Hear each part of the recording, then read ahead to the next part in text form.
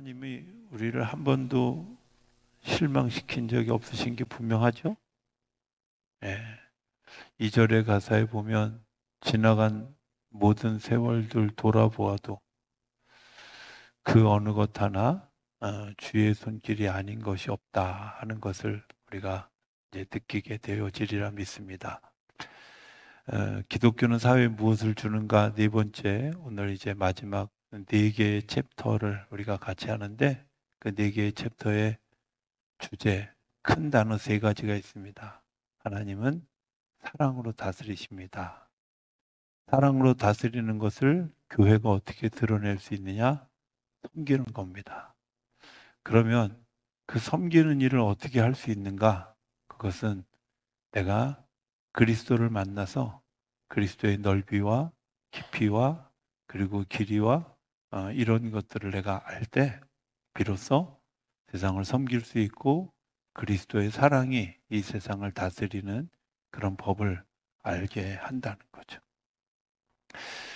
되게 제가 최근에 군부론이라고 하는 책을 읽으면서 이렇게 되게 충격을 받고 마음에 뭐라 그럴까요?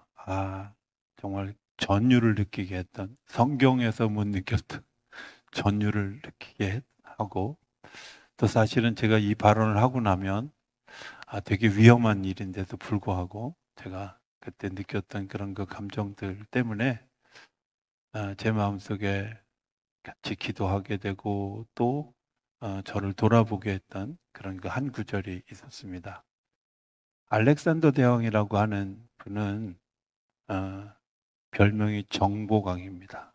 전쟁을 얼마나 잘하냐면 알렉산더 대왕이 자기 스스로 말할 때 내가 더 이상 정복할 땅이 없는 게 억울하다.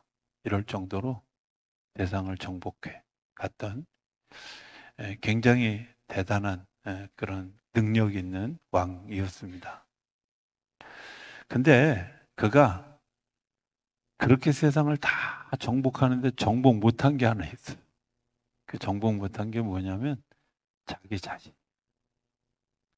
특별히 알렉산더 대왕은 화가 아주 대단하다. 어느 날 이제 전쟁 중에 그 진지를 이렇게 방문했다가 자기 친구이기도 하고 또 자기의 오른팔과 같은 장수이기도 한 그레이투스라고 하는 장군이 전쟁 중인데 술을 마시고 비틀거리는 걸 봤어요. 알렉산더가 뭘 정복을 못했다 그랬죠? 화를 정복을 못했다고. 그래서 부 옆에 있는 부하가 들고 있는 창을 꺼내가지고 아마 위협을 하려고 했던 거겠죠. 그죠? 화난 사람이 화가 나서 그냥 창을 휙 던졌는데 그 창에 하필이면 그레이투스가 맞고 죽었어. 그게 늘 자기의 마음에 걸려서 고민하다가 33살에 죽게 된 거예요. 되게 충격적으로 저한테 다가왔어요. 그렇구나. 우리가 사실은 예수님은 33살에 세상을 정복할 때 사랑으로 세상을 섬기는 것으로 정복하고 그 정복한 것 때문에 이 땅을 차지하는 것뿐만 아니라 하나님의 나라의 땅까지도 차지하셨는데 오늘 11절의 말씀처럼 온유한 자가 땅을 차지한다 그랬는데 자기를 다스리지 못했던 알렉산더는 땅은 차지했지만 결국 자신은 잊어버렸다. 제가 그날 그 책을 읽고 그 책 옆에 메모를 뭐라고 썼냐면 이렇게 썼어요. 화는 경솔함에서 시작하고 후회로 마무리하는 거구나 하고 이렇게 멋있는 말을 하면 좀 놀라는 사람들도 있어야 되는데 그냥 안 놀래요. 화는 경솔함에서 시작합니다. 그리고 진짜 중요한 건 화내고 나면 후회한다는 거예요. 세상을 다스리면서 세상을 정치를 한다고 하면서 내가 세상을 사랑한다고 하면서 오늘 우리가 예수님의 사랑, 섬김, 그리고 그리스도를 만나는 일들이 우리 안에 이루어지게 하려면 적어도 우리 자신이 그리스도를 만나는 경험이 있지 않으면 그런 일들을 할 수도 없고 그런 대안을 만들 수도 없고 섬기는 건 더더군다나 할 수도 없고 섬기지 못하기 때문에 사랑할 수도 없다는 거예요. 플라톤이 지금 프라토리아라고 하는 일종의 아직 이렇게 제가 번역된 걸 잘 못 봐서 제가 신학교 다닐 때 그냥 떠듬떠듬 읽었던 그런 그 책. 그래서 책의 내용들은 막 아주 다 정확히 모르지만 책에 적어도 사람은 네 가지의 의도를 가지고 산다는 거예요. 하나는 욕망을 따라서 살아간다. 그래서 욕심을 따라 살아가죠. 사람의 유형이 네 가지가 있는데 욕심을 따라 살아가는 사람들이 있죠. 그죠? 예. 그래서 그 욕심을 따라 살아가는 그런 그 삶. 그다음에 두 번째는 자기 이익을 따라서 살아가는 거죠. 그래서 내가 얼마나 많이 가졌다.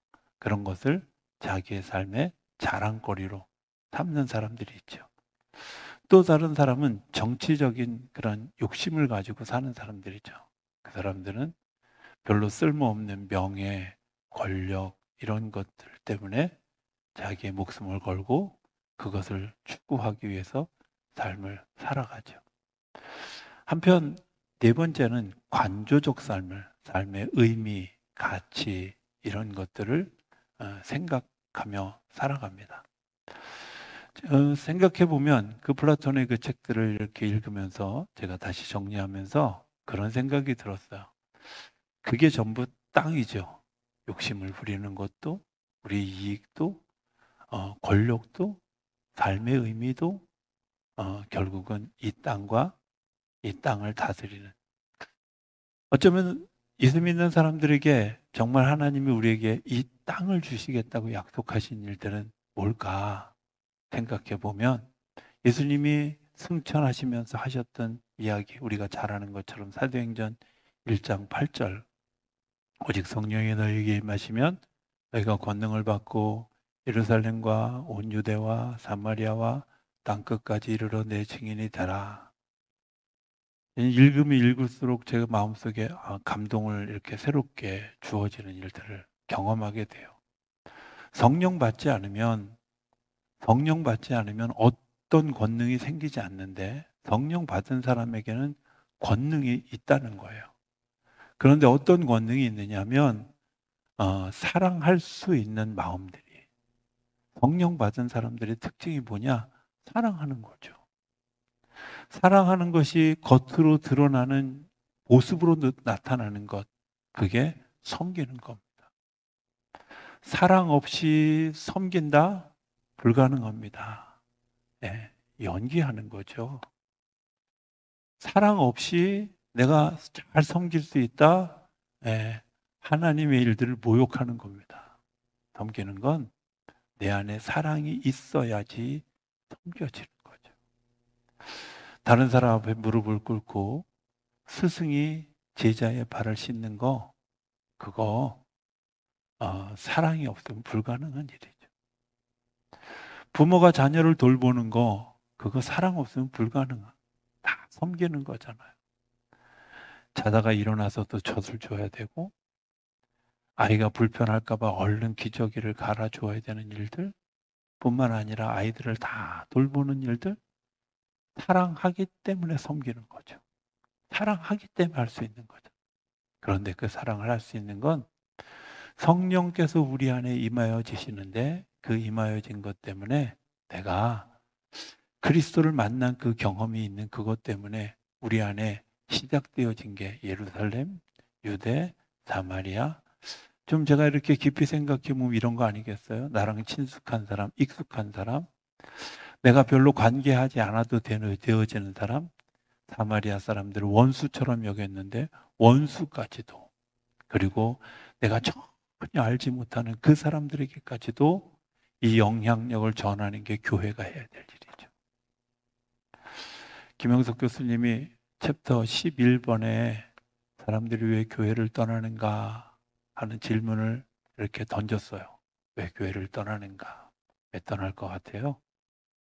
교회가 그리스도를 만날 수 있는 통로를 열어주지. 저는 그래서 예배가 너무 중요하다고 생각해요. 내가 그리스도를 만날 수 있도록 찬양 가운데 그리스도를 만날 수도 있고요. 말씀을 듣는 가운데 그리스도를 만날 수도 있고요. 내가 기도하는 가운데 그리스도를 만날 수도 있고요. 조금 더 보면 내가 좋은 모형을 보고 그리스도를 만날 수도 있어요. 좋은 믿음의 사람들을 보고 그리스도를 만날 수도 있죠. 제가 기억에 남는 한 분이 있어요. 제가 군대에 있을 때 제가 민간인 교회에 나갔는데 그 교회의 권사님이셔요. 권사님이 92세를 일기로 제가 병장 이제 끝날 때쯤 거의 제대할 무렵에 이분이 돌아가셨어요. 한 3개월 전쯤에. 뭐 그 교회를 이렇게 제가 돕고 있었던 병사였기 때문에 아무 때거나 부르면 이렇게 나가야 되는 그런 일종의 교회를 돕는 이런 병사였기 때문에 제가 이제 그분의 장례식의 모든 과정을 다 봤어요. 그분은 어떤 분이냐면 교회 와서 기도하는 게 취미고 성경 읽는 게 취미고 그리고 그분의 인상을 보면 한 번도 인상을 찡그리는 거 본 적이 없어요. 늘 웃는. 그리고 우리 특히 군인 형제들을 아들처럼 그렇게 취급했던 그런 굉장히 정말 뭐라 그럴까 저분이 표정 가운데서 사랑을 느낄 수 있는 그런 그분을 보면서 야 정말 믿음의 사람들이라는 게 저런 거구나. 믿음의 능력이라는 게 저런 거구나. 이런 것들을 늘 경험하고 보았다. 어쩌면 교회 안에서 우리가 왜 교회를 떠나게 될까 생각해 보면 교회 안에 그런 사람들이 없잖아요.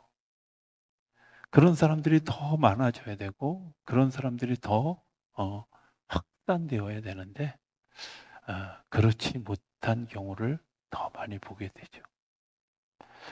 오늘 성경은 이런 일들에 대해서 우리에게 해법을 제공해 줍니다.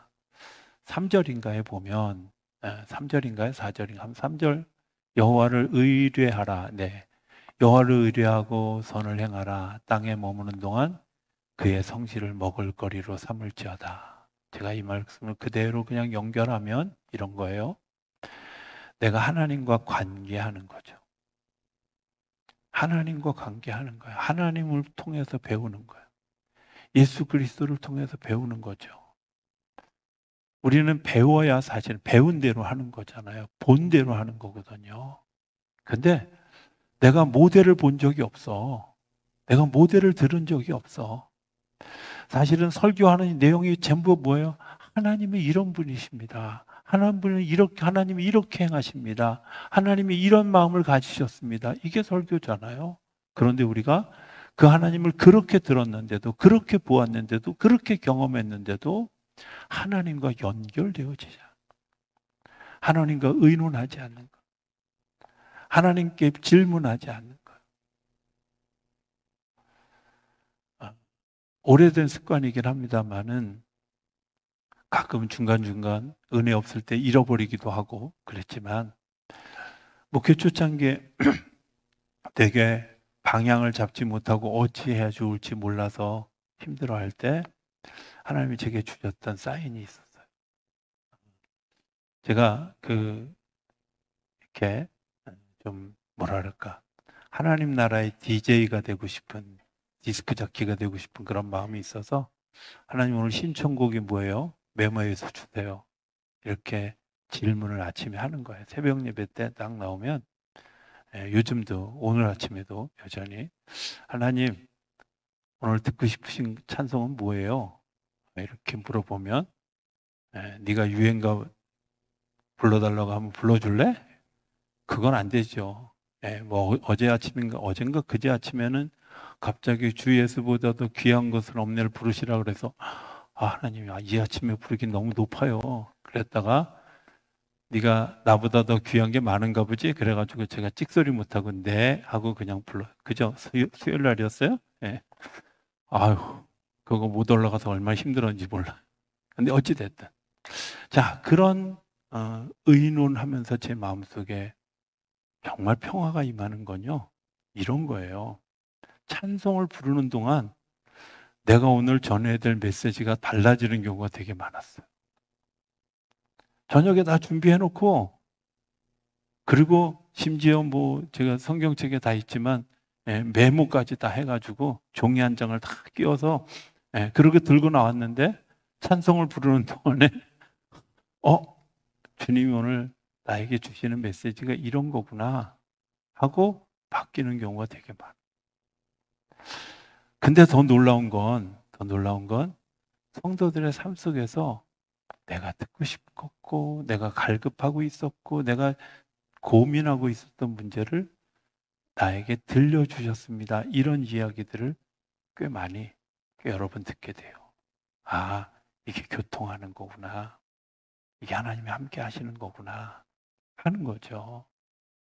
하나님을 의지하는 거예요. 그냥 하나님 의지하는 거죠. 하나님께 의논하고 하나님 어찌하면 좋을까요? 이거 어떻게 하면 좋아요?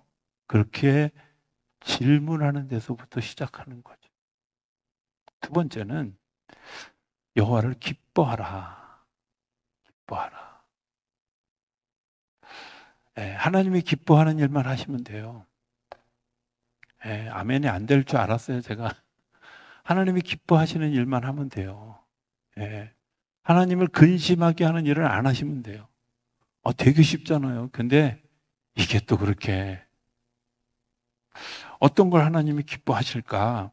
우리가 잘 생각해 보면 이런 거 아니겠어요? 하나님을 기뻐한다는 거, 왜 갑자기 3번이 없어졌죠? 네. 하나님을 믿는 믿음의 마음이죠. 하나님을 신뢰하면 하나님이 이 일들을 하기를 원하실 때 내가 네, 할 수 있잖아요. 제가 이런 생각을 해봐요. 고집이 세면 걱정이 많아져요. 고집 세신 분들, 자기가 스스로 생각할 때 내가 고집이 세다 생각하는 분들, 고집의 양과 이 걱정거리와 비례하고 있다는 사실을 알게 돼요. 이거 내가 결정할 거야. 그러면 결정해놓고 뭐예요? 책임도 내가 져야 되기 때문에 부담이 많아. 근데 하나님의 음성을 듣고 하나님의 음성을 듣는 주변에 있는 그런 그 신실한 사람들의 말에 귀를 기울이면 책임이 덜어져요. 일단 책임이 덜어져요.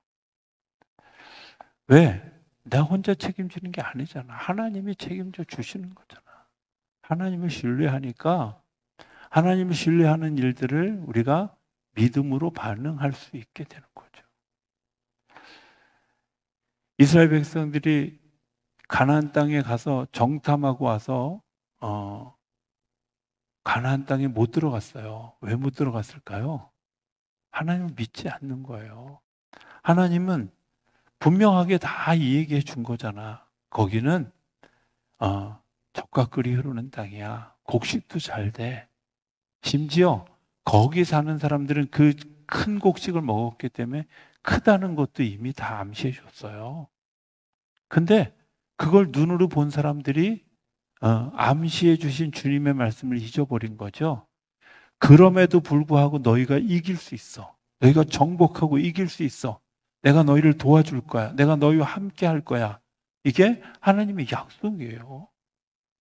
그러면 네 하면 되는데 그걸 굳이 목청 높여서 안 된다고, 더 나가서는 이제 우린 망했다고, 애굽에 무덤이 없어가지고 여기까지 끌고 왔느냐고 등등등등의 얘기를 다 불평하는 거죠.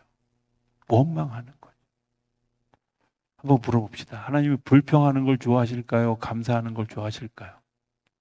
말기는 참 정말 잘 알아. 근데 여러분들은 불평이 많아요? 감사가 많아요?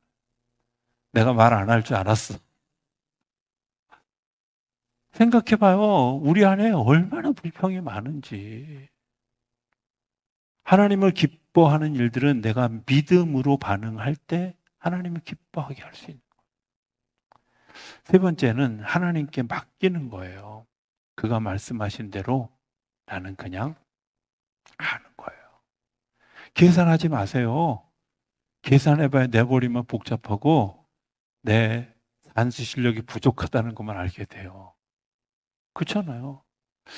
판세를 읽는 눈만 어둡다는 사실을 알게 돼요. 이런 고백이 좀 되게 안타깝긴 한데, 제가 지금도 가끔 이제 뭐 저 혼자 차를 타고 다닐 때는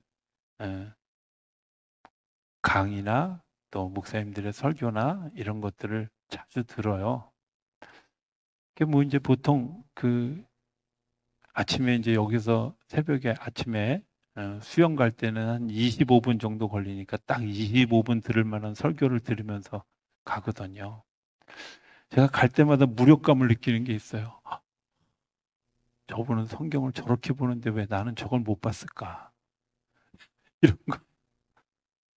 아니, 저분이 있는 성경책하고 내가 읽는 성경책하고 다른가? 나는 왜 저걸 못 봤지? 이럴 때가 되게 많아요. 왜 못 봤을까요? 어쩌면 내가 볼 수 있는 시선. 나는 겨우 예루살렘, 유대 정도에 뛰었는데 저분들의 삶은 사마리아도 넘고 땅 끝에 이르는 안목을 가진 분들이 아닐까? 이런 것 때문에 자꾸 이제 도전을 받게 되고, 그래, 좀 더 세밀하게, 좀 더 디테일하게, 좀 더 넓게 볼 수 있었으면 좋겠다 하는 거예요. 그러다 보니까 불평하기보다는 감사하는 거죠. 불평하기보다는 정말 놀랍다. 하나님이 이 아침에도 나를 깨닫게 해주신다. 이런 생각들을 하게 하는 겁니다. 저는 이제 그 장 감독님이 해주셨던, 장 감독님도 좀 이렇게 약간 젊었을 때 저처럼 성질이 좀 팔팔하셨. 제가 또 그분을 별로 처음에 보지도 않아놓고 좋아하지 않았던 이유 중에 하나는 포스터에 있는 그 눈이 너무 무서워가지고 저분 싸나운가 보다 이렇게 생각해서 별로 좋아하지 않았던 그런 때가 있었는데, 그 젊은 시절에 있었던 에피소드 하나를 이야기를 하셨어요. 어느 날 새벽 기도를 차를 타고 오는데 앞에서 차 하나가 얼쩡얼쩡 대더래. 그래서 너무 화가 나더라는 거야. 그래가지고 화가 나서 그 차를 앞으로 막 쫓아가가지고 차 앞에 서서 씩씩거리면서 문 열고 너 내려 이러려고 보는데, 그리고 쳐다보는데 보니까 금호질 교회 집사님이더래. 별로 안 웃네. 얼마나 황당한지. 내가 거기서 너 내려 이거 했으면 진짜 큰일 날 뻔했다 이런 생각이 들었다는 거예요. 여러분들 생각해 보면 우리가 악한 사람들에 대해서 불평하고 그것을 바꾸려서 보면 성경에도 나오잖아요. 너희가 그것을 바꾸려고 하다가 너희가 도리어 악해지는 거죠. 악한 사람 고치려면 어떻게 해야 돼요? 둘 중에 하나야. 아주 선하든지 아주 바보 같든지 아니면 그거보다 더 악해져야 되더라고요. 잘 이해 안 되시는 것 같은데 그냥 이해를 기도하면서 할 수 있게 되길 바랍니다. 성경은 우리에게 이렇게 얘기해요. 불평하지 말아라. 잠언에서 시편에서 계속. 그러면서 하나님이 우리에게 주시는 해법이 뭐예요? 잠잠하고 기다려라.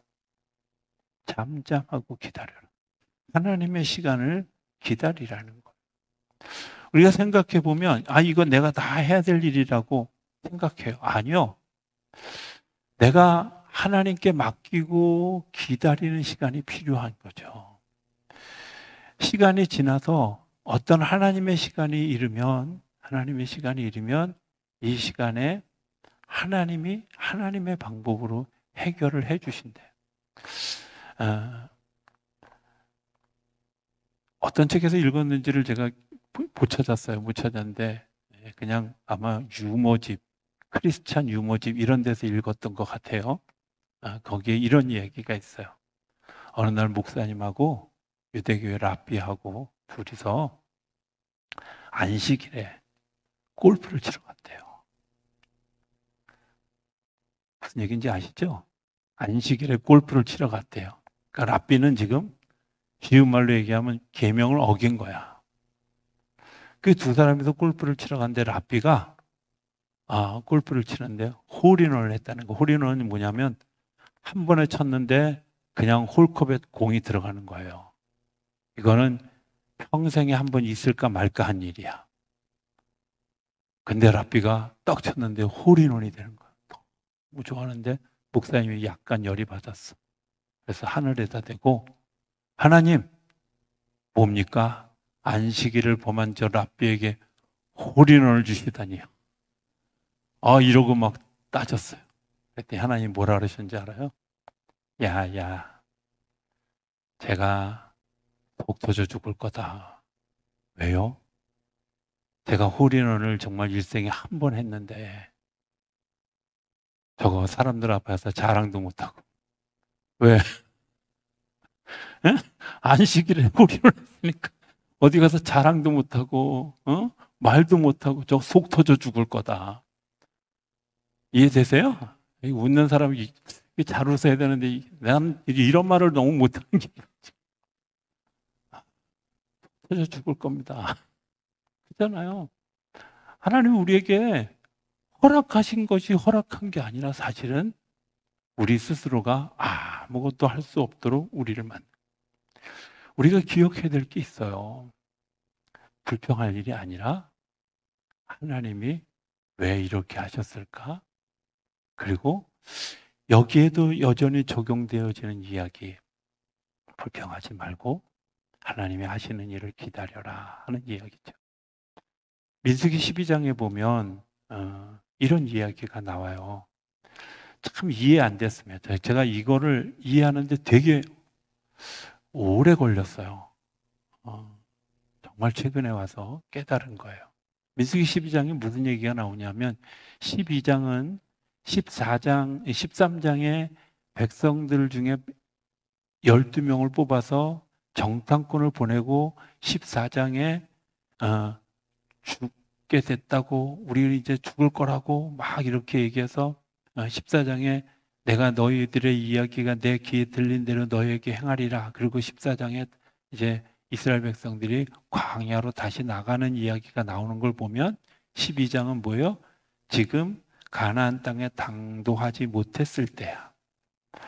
근데 모세가 구스 여자를 아내로 삼아요. 근데 미리암이라는 사람이 있어요. 미리암은 누구냐면 모세의 누나인데 태어나자마자 엄마랑 떨어졌잖아요. 그러니까 누가 모세를 아주 사랑해서 키웠을까요? 미리암이에요. 그러니까 아마 업어서 키웠을지도 몰라. 정말 정신적인 지주일지도 몰라. 근데 미리암이 화가 났어요. 그래가지고 성경에 보면 모세를 막 비방했다고. 누나 그러니까 형 아론도 같이 비방했어요. 근데 12장 3절에는 정말 이해하기 어려운 이야기가 나와요. 뭐라고 그러냐면 하나님이 내가 이 세상에 모세보다 온유한 자를 본 적이 없다. 아니 지금 그 대목에 그게 왜 나와야 돼? 정말 이해가 안 되더라고. 아니 도대체 하나님 아시잖아요. 모세가 어떤 사람인지. 여전히 화가 있어서 백성들이 막 그렇게 하니까 아주 화를 내면서 바위 2번 치면서 내가 너희한테 물을 내랴 이러면서 하나님의 마음을 불편하게 할 만큼 화가 있었던 사람인데, 하나님 왜 그 대목에서 온유함이 왜 나와요 거기? 이런 생각이 들었어요. 근데 어느 날 이 민수기 12장을 읽어가다가 아, 그랬구나. 그럴 수도 있겠구나. 그 일 때문에 모세하고 미리암이 문둥병에 걸려서 7일 동안 고생하죠. 그리고 다시 회복되어지는 시간이 일어나는데 하나님 모세에게 아무런 징계를 하지 않아요. 굿세 여자를 맞아들인 걸 인정하는 걸까요? 저는 이렇게 생각해요. 모세가 입이 10개라도 할 말이 없을 상황. 지금 그렇게 형이, 누나가 그렇게 비반하는데 내가 그거에 대해서 아무 말도 할 수 없는, 내가 잘못을 저지른 게 너무 뻔해. 그래서 그렇게 많은 비난을 퍼붓고 비방하는데도 불구하고 모세는 할 말이 없는 것뿐만 아니라 그렇게 말할 필요를 못 느끼는 거죠. 그리고 그냥 고스란히 그 일을 당해요. 하나님이 그 상황을 온유하다고 표현해요. 그 상황을 온유하다고 표현한 거예요. 우리가 잘못한 데 있잖아요. 잘못했는데 변명할 수 있어요. 빠져나가기 위해서 거짓말할 수도 있어요. 그런데 모세는 그 방어기를 사용하지 않고 고스란히 그 비난을 다 들었어요. 그걸 하나님은 온유하다고. 온유하다. 온유한 자가 땅을 차지할 거라고. 그리고 11절에 보면 그것 때문에 너희가 즐거워하게 될 것이라고. 우리가 세상에 대해서 어떤 생각을 가지고 있어요? 정치를 잘해, 못해, 왜 이런 세상이야? 불평하는 건 안 믿는 사람도 얼마든지 할 수 있어요. 그런데 믿음을 가지고 있는 교회는, 적어도 그리스도를 믿는 사람들은 어떻게 해야 할까? 하나님, 이 사회를 위해서 기도하는 일, 이 사회의 대안을 제시하는 일, 이 사회가 정말 원수를 원수로 갚는, 정말 악에 바쳐서 서로가 경쟁해서 서로를 끌어내리려는 이때에 그리스도의 사랑을 알고 섬기는 일을 하는 것이 교회가 해야 될 일이라면 나는 오늘 그 일들을 하고 있을까? 나는 그 사명을 잘 감당하고 있을까? 어쩌면 이 책을 읽으면서 제 마음속에 계속 들었던 생각이기도 하고 질문이기도 해요. 우리 안에 없는 게 있잖아요. 하나님의 사랑이 없죠. 섬기려는 우리 행동이 없잖아요. 내가 그리스도를 만난 경험이 있었는데 잊어버렸거나 희석되어졌거나 희미해졌거나. 저는 오늘 이 밤에 우리 가운데 그런 하나님의 능력이, 하나님을 다시 만나는 그런 귀한 일들이 오늘 우리 안에 일어나게 되기를 바랍니다. 세상을 향해서 손가락질하고 불평하고 원망하지 말고 먼저 주님, 제가 하나님과 연결되어지지 않았습니다. 하나님 기뻐하지 않았습니다. 하나님을 믿고 의지하지 않았습니다. 왜? 하나님의 능력을 우리가 과소평가하고 주님과 교제가 없었어요. 주님은 오늘 우리에게 이렇게 얘기합니다. 내가 네 안에, 내가 내 안에, 내가 너 안에 있기를 원한다. 주님은 오늘 우리 안에 임하셔서 주님이 우리 안에서 일하시는 그 사랑이 우리 안에 나타나고 섬김으로 그 열매가 드러나는, 그래서 우리의 불평이 감사로 바뀌어지는, 우리의 화가 찬송으로 바뀌어지는 대안을 만드는 일에 쓰임받는 우리 모두가 되어줄 수 있게 되기를 주의 이름으로 축복합니다.